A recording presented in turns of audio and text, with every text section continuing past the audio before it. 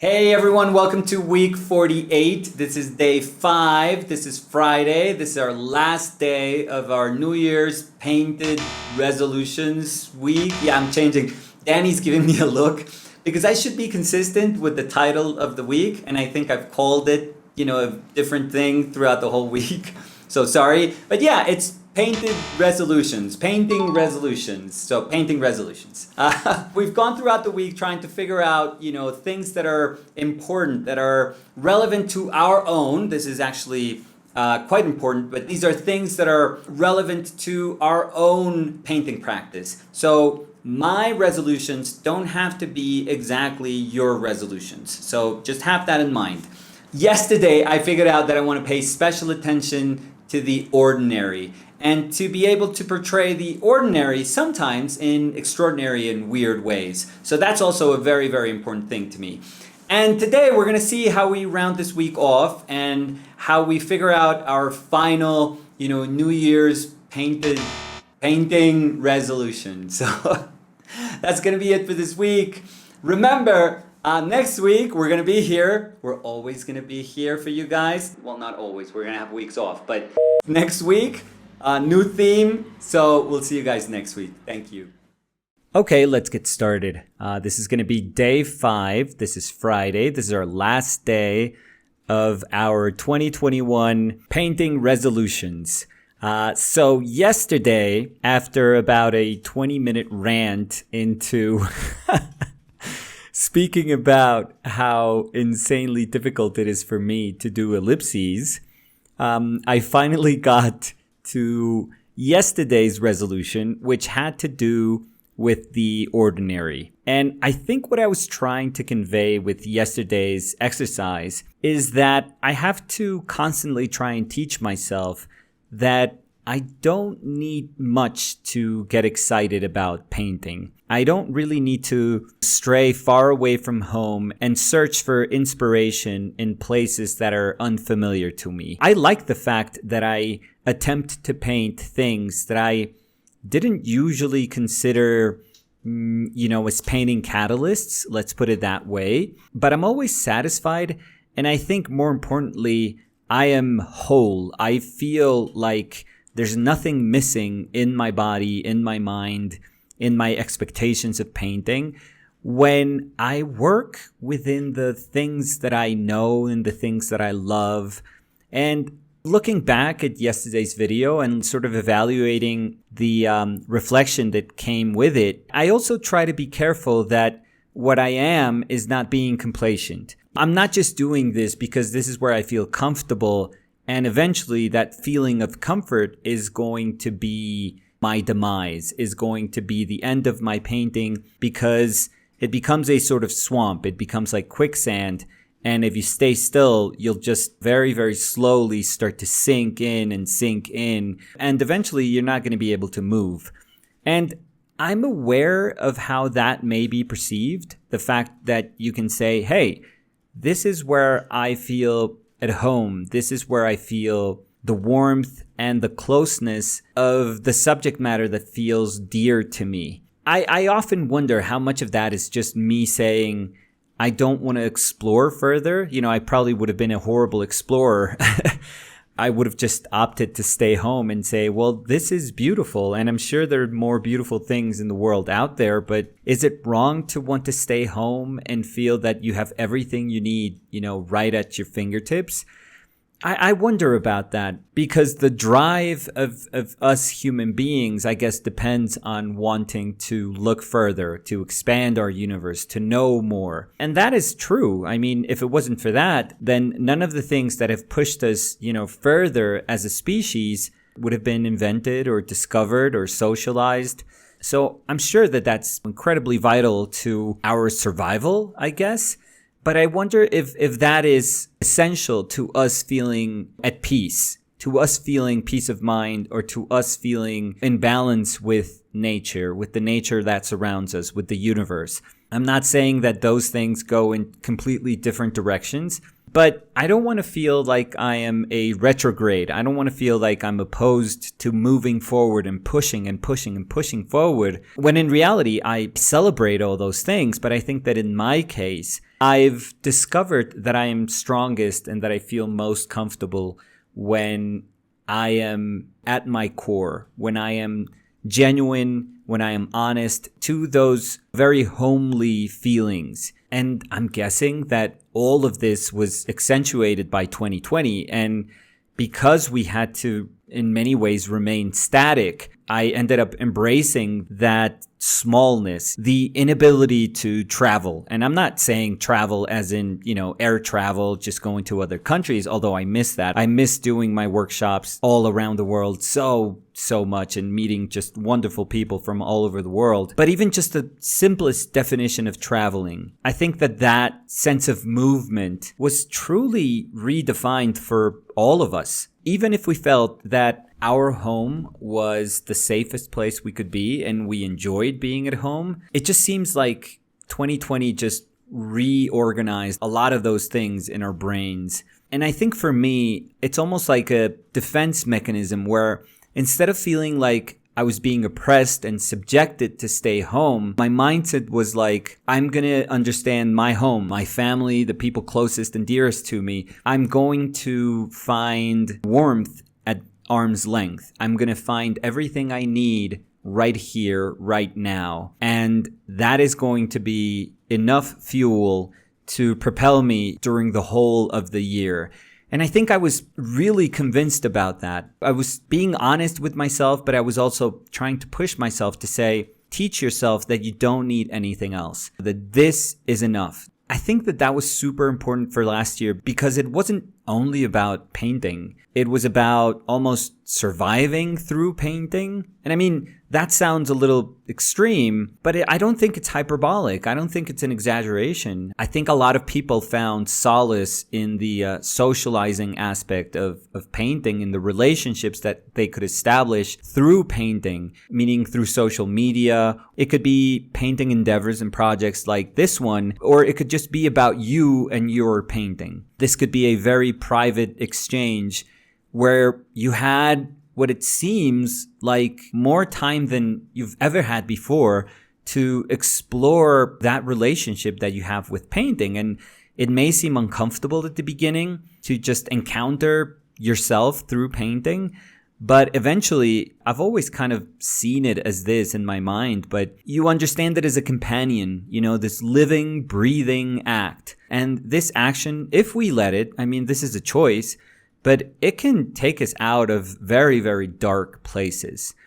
And I know that that's almost counterintuitive because painting can also be insanely frustrating and it can just mirror a lot of shortcomings that we are projecting. So we also become painfully aware of all the things that we are not, or of how far we truly are from the person/painter that we want to be. So I know that can be really, really painful and really hard to deal with.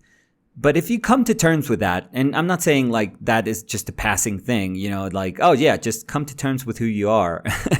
Accept your shortcomings and accept how far you are from the person that you want to be. And then we can start to paint. And no, it's not easy. It was never meant to be easy. As soon as you're born, everything is a challenge. Everything is tough. So this is just one of those challenges. I think that instead of overcoming it, if we accept that that's the nature of painting, that it's just going to throw, shit back at us and it's going to hurt. It's going to really, really hurt. But as soon as we kind of roll with those punches and say, okay, that's the nature of this. This act is constantly going to try and one-up me. It's going to be this best friend that is disgustingly honest with you and that, initially you hate because you don't want to hear those things.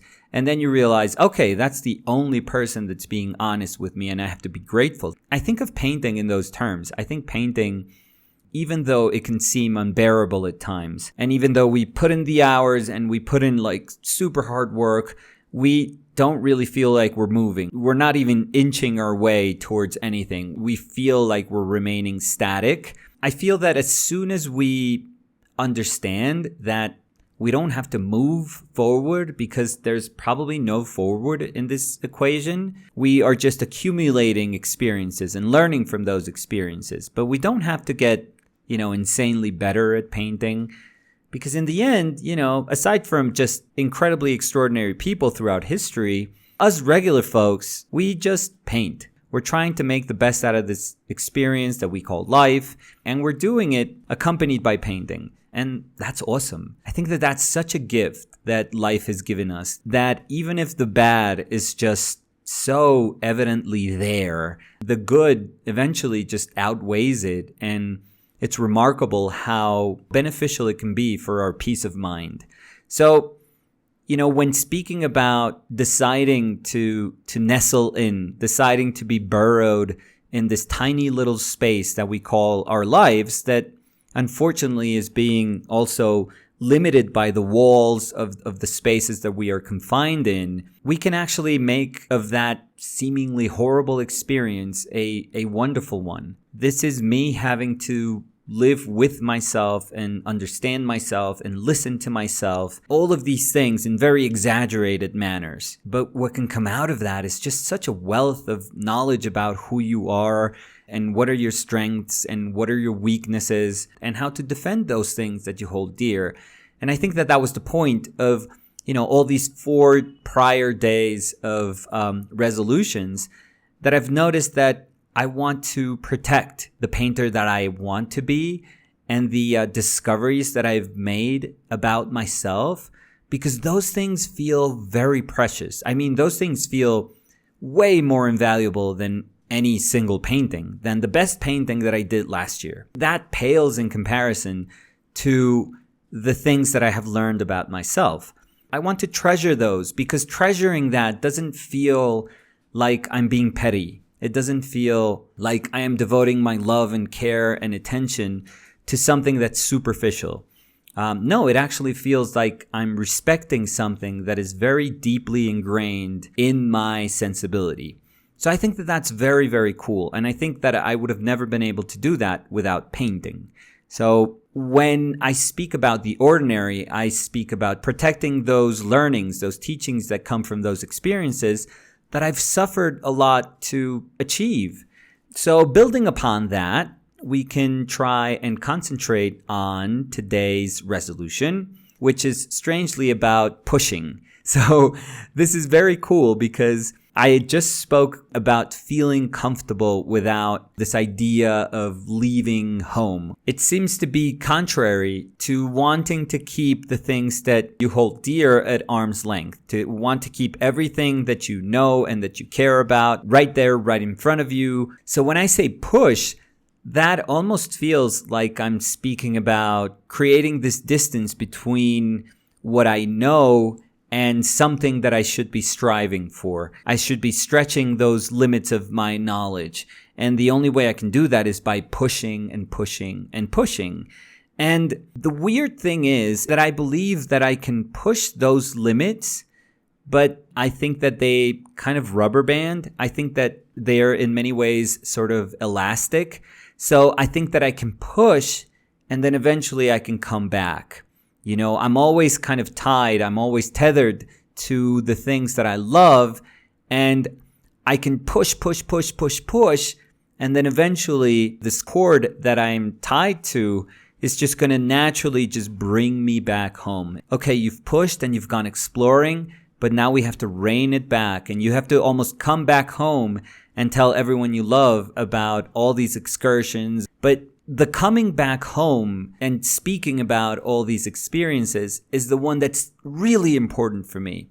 It's not about me just going into a rocket and just shooting out into space and then going as far away from home as I can and believing that there's going to be, this wonderful universe outside my known universe. Like, my mind is going to finally expand and explode with all the things that I'm going to learn that lie beyond my rational knowledge.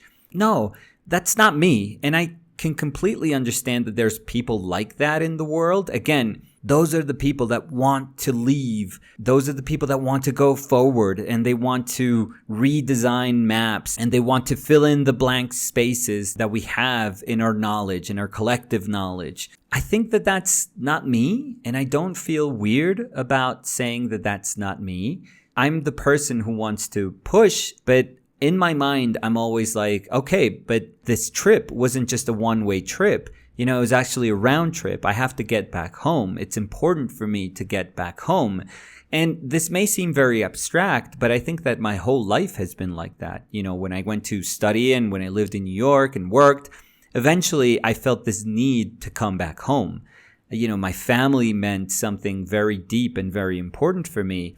And I don't think I would have been able to do anything that I did afterwards if I just didn't put at that moment in my life a bunch of things, in this scale and say, I need to go home. When I first had to encounter that feeling, it felt like I had betrayed something, like I had failed at something. Because going from Bogota to New York feels great. That feels like an upgrade. But New York to Bogota feels like a complete downgrade. And I was younger, and that's probably why I felt all those things back then. But my experience is that, that feeling can't be farther from the truth. It was never a downgrade.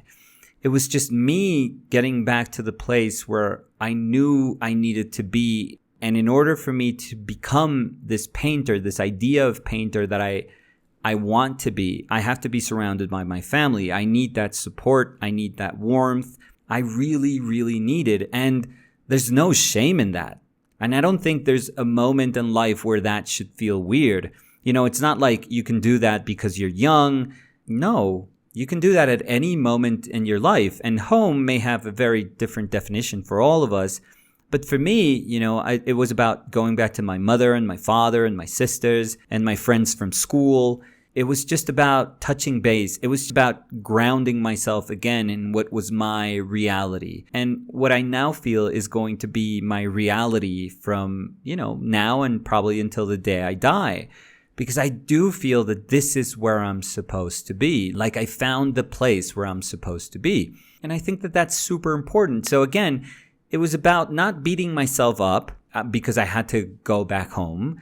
But it was about saying, hey, now that I'm home again, what are all the wonderful things that home can offer to me? Obviously, nothing is perfect. No place is perfect. No relationships are perfect.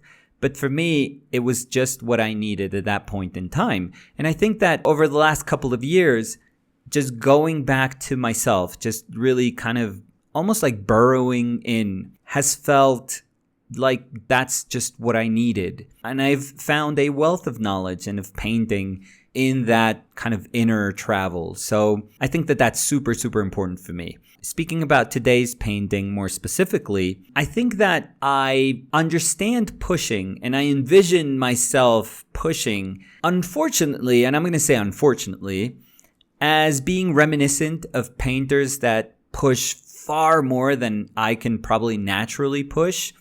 And I say unfortunately because, inevitably you always end up doing this. You compare yourself to the people that you respect the most. So if I'm trying to contextualize that sense of pushing in a contemporary definition, so I'm always going to think about RVK. I'm going to think about Ruprecht. I'm going to think about Phil Hale. I'm going to think about Ashley Wood. And the manner in which they push, to me, just blows my mind. They all push in very different ways, but in my mind, they all kind of have the same energy, and it's some of the energy that I wish to tap into.